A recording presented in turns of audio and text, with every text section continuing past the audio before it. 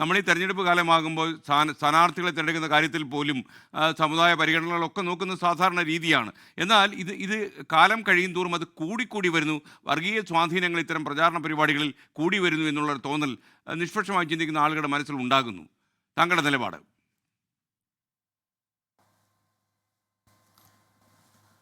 ഈ കാര്യത്തിൽ തിരഞ്ഞെടുപ്പ് രാഷ്ട്രീയ രംഗത്ത് സാമുദായിക സംഘടനകളുടെ പിന്തുണയാർജിക്കാനും സാമുദായിക സമവാക്യങ്ങൾ നിലനിർത്താനും വേണ്ടിയിട്ടുള്ള പരിശ്രമങ്ങൾ എക്കാലത്തും കേരള രാഷ്ട്രീയത്തിൽ ഉണ്ടായിട്ടുണ്ട്.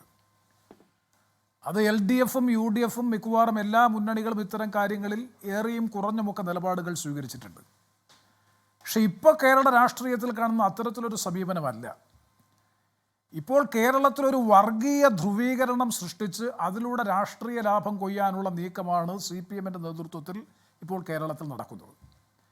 അത് പഞ്ചായത്ത്, മുനിസിപ്പൽ കോർപ്പറേഷൻ തെരഞ്ഞെടുപ്പിന് മുമ്പ് നിരവധി സമാന സ്വഭാവത്തിലുള്ള പ്രതികരണങ്ങളുണ്ടായി.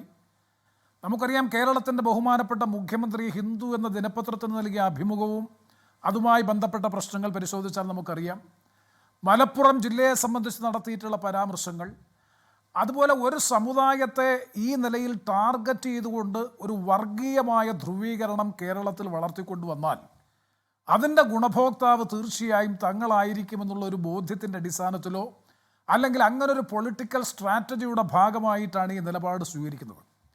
ഇത് 2024 ലോക്സഭാ തെരഞ്ഞെടുപ്പിന് ശേഷം CPMന് വന്ന ഒരു പുനർവിചിന്തനത്തിൻ്റെ ഭാഗമായി രൂപപ്പെട്ടിട്ടുള്ളൊരു പുതിയ പൊളിറ്റിക്കൽ സ്ട്രാറ്റജിയാണ്.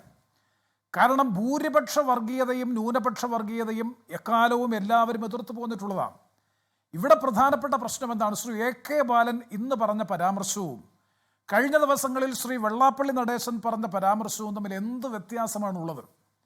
ജമാഅത്തെ ഇസ്ലാമി ആയിരിക്കും കോൺഗ്രസിൻ്റെ നേതൃത്വത്തിൽ UDF കേരളത്തിൽ അധികാരത്തിൽ വന്നാൽ UDFിലെ ഘടകകക്ഷി പോലും അല്ലാത്ത ജമാഅത്തെ ഇസ്ലാമി ആയിരിക്കും കേരളത്തിൻ്റെ ആഭ്യന്തരമന്ത്രിയെന്നും 1ഉം 2ഉം മാറാട് കലാപം കഴിഞ്ഞിന് 3ഉം 4ഉം കലാപങ്ങളൊക്കെ ഉണ്ടാകുമെന്ന് പറഞ്ഞാൽ വർഗീയതയുടെ വിഷം തുപ്പുന്ന പ്രസ്താവനയല്ലേ പാർട്ടിയുടെ മുതിർന്ന നേതാവ് ശ്രീ AK ബാലൻ നടത്തിയിട്ടുള്ളത്?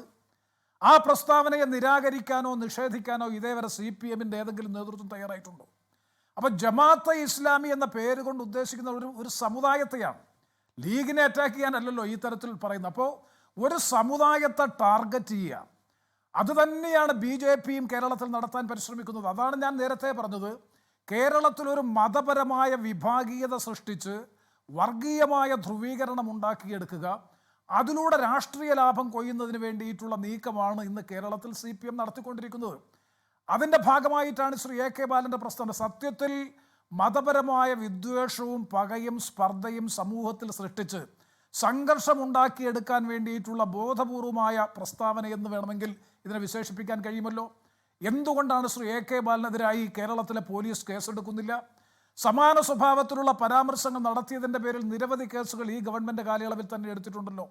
അപ്പോൾ രണ്ടായി കാണണം, ഈ പ്രശ്നത്തെ രണ്ടായി കാണണം. ഒന്ന്, സാമുദായിക സംഘടനകളുടെ പിന്തുണയാർജിക്കാനും സാമുദായിക സമവാക്യങ്ങൾ നിലനിർത്തിക്കൊണ്ട് തെരഞ്ഞെടുപ്പ് രാഷ്ട്രീയത്തിൽ സമുദായങ്ങളുടെ പിന്തുണയും സ്വാധീനവും ഉറപ്പിക്കുന്നതിന് വേണ്ടിയിട്ടുള്ള പരിശ്രമങ്ങൾ എന്നതിനപ്പുറത്ത് കേരള രാഷ്ട്രീയത്തെ വർഗീയവൽക്കരിക്കുക എന്ന വ്യക്തമായ ഒരു കാഴ്ചപ്പാട്, നിലപാട് ഇന്ന് CPM സ്വീകരിക്കുന്നുണ്ട്. ആ നിലപാടെന്ന് പറയുന്നത് ഏതാണ്ട് BJP സ്വീകരിക്കുന്ന അതേ സമീപനം തന്നെയാണ്. BJP ഇത് തന്നെയാണ് ടാർഗറ്റ് ചെയ്യുന്നത്. നമുക്കറിയാം, ശ്രീ വെള്ളാപ്പള്ളി നടേശന് സമ്പൂർണമായ പിന്തുണ കൊടുത്തുകൊണ്ട് കഴിഞ്ഞ ദിവസം ശ്രീ രാജീവ് ചന്ദ്രശേഖർ അടക്കം അതുപോലെ നിരവധി BJP നേതാക്കൾ അദ്ദേഹത്തിൻ്റെ വസതിയിൽ പോയി പിന്തുണ അർപ്പിച്ചു. അതുപോലെ പിന്തുണ അർപ്പിക്കുകയാണ് ബഹുമാനപ്പെട്ട കേരളത്തിൻ്റെ മുഖ്യമന്ത്രി അടക്കമുള്ളവർ. ഇപ്പോഴും ഇത്തരം കാര്യങ്ങളെ സംബന്ധിച്ചിടത്തോളം അവർക്ക് നിലപാടിൽ യാതൊരു മാറ്റവുമില്ല. അപ്പോൾ ഈ തരത്തിൽ കേരള രാഷ്ട്രീയത്തിൽ വരുന്ന തെരഞ്ഞെടുപ്പിൽ അങ്ങനെ ഒരു വർഗീയ ധ്രുവീകരണം രൂപപ്പെടുത്താൻ വേണ്ടിയിട്ടുള്ള ബോധപൂർവമായ നീക്കമാണ് നടക്കുന്നത്. അതിൻ്റെ ഗുണഭോക്താവായി മാറാൻ ഒരു പരിധിവരെ CPMന് കഴിയുമെന്നുള്ളത് കൊണ്ടാകാം ആ നിലപാട് സ്വീകരിച്ചവർ മുന്നോട്ട് പോകുന്നത്. അതിനൊരു കാരണമുണ്ട്. കാരണം കോൺഗ്രസ്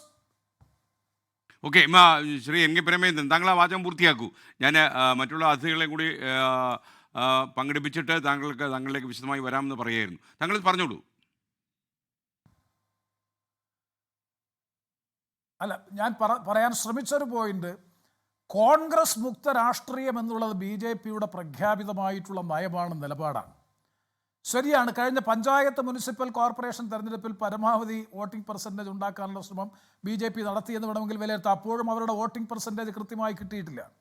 ഇനി 2026 നിയമസഭാ തെരഞ്ഞെടുപ്പിൽ സംഭവിക്കാൻ പോകുന്നത് നമുക്ക് വരും ദിവസങ്ങളിൽ കാണാനിരിക്കുന്നതേ ഉള്ളൂ.